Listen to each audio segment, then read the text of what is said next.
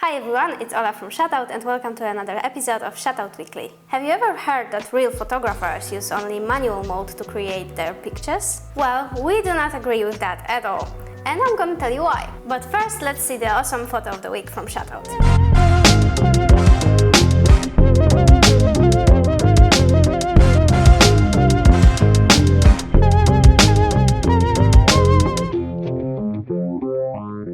So, why using manual mode is so popular among photographers? Well, basically because you can control every setting of your camera with it.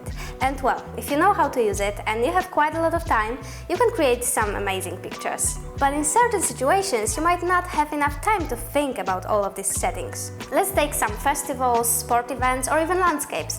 Sometimes creating a great shot depends on really quick decisions, and here comes S mode and A mode to help you out. Let's start with the S mode. S here stands for shutter speed, so when you set your shutter speed manually, your aperture will adapt to it and to the lighting conditions. But what does it really mean?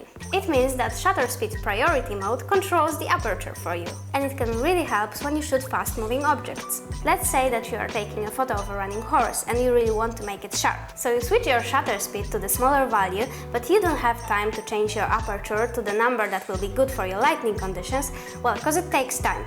And here comes the S mode that will help you with this. Let's see what A mode can do for us. This little A letter stands for aperture mode and, well, basically is the opposite of S mode.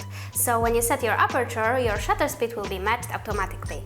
But when can we use it? If you are still learning your camera settings, you are probably quite tired of remembering all of these parameters every time you take your camera in your hands. Using aperture mode allows you to forget about shutter speed, and well, it can be really helpful when you need to focus on depth of field of your photos. And remember, if you find your photo too dark or too bright, you can always change your exposure compensation option. And if you'd like to know more about exposure, let us know in the comments. Okay, that's all for today. And remember, it doesn't really matter in which mode you take your pictures. Just have fun and experiment with your camera. So let me know in the comments below which mode you like most. And well, if you like what we do, you know what to do. Give us a like, give us a share, or give us a comment. See ya!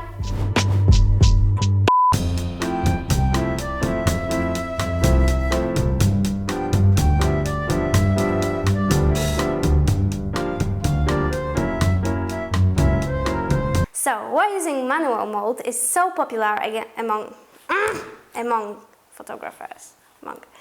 So,